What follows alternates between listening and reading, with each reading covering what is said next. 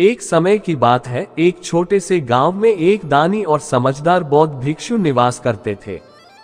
गांव वाले उनकी विद्या और शील से बहुत प्रभावित थे। उनकी उपस्थिति से गांव में शांति और सुकून का माहौल बना रहता था। एक दिन एक युवक जो बहुत ही गुस्सैल था, अपने गुस्से के कारण हर किसी से झगड़ता रहता था। उसने सुना कि उस गांव में एक महान भिक्षु रहते हैं जो गुस्से को शांत करने में मदद कर सकते हैं। उसने ठान लिया कि वह भिक्षु से जाकर अपने गुस्से को नियंत्रण में लाएगा।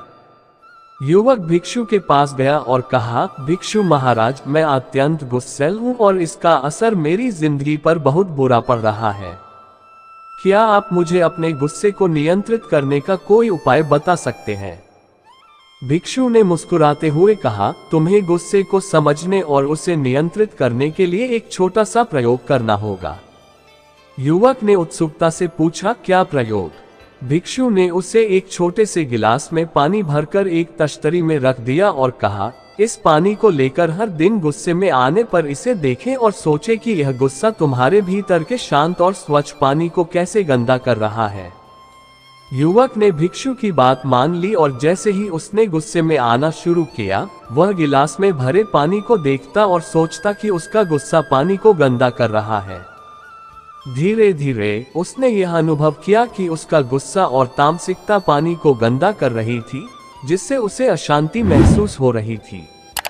कुछ हफ्तों के भीतर युवक ने पाया कि उसका गुस्सा कम हो गया है। उसने भिक्षु से कहा, महाराज, मैं अब अपने गुस्से को बेहतर तरीके से नियंत्रित कर पा रहा हूँ। आपके प्रयोग ने मुझे समझाया कि गुस्सा मेरे जीवन की शांति को कैसे बिगाड़ता है। भिक्षु ने कहा, यह सही है।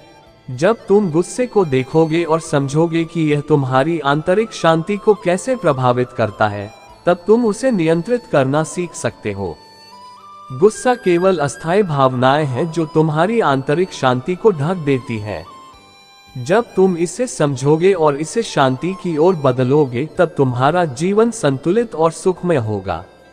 युवक ने भिक्षु के उपदेश को अपने जीवन में उतारा और धीरे धीरे उसने अपनी गुस्से की प्रवृत्तियों को बदल दिया।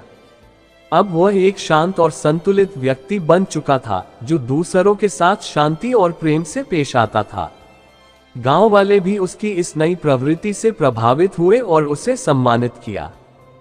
इस प्रकार उस युवक ने गुस्से को कम करने के लिए एक सरल और प्रभावशाली तरीका अपनाया और अपने जीवन में शांति और सुकून का अनुभव किया।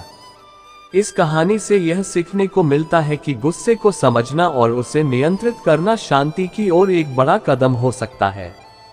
ये कहानी आपको कैसी लगी कमेंट करके बताएं। अच्छे लगे हो तो अपने दोस्तों के साथ शेयर जरूर करें ताकि उसे भी इस कहानी का लाभ मिल सके।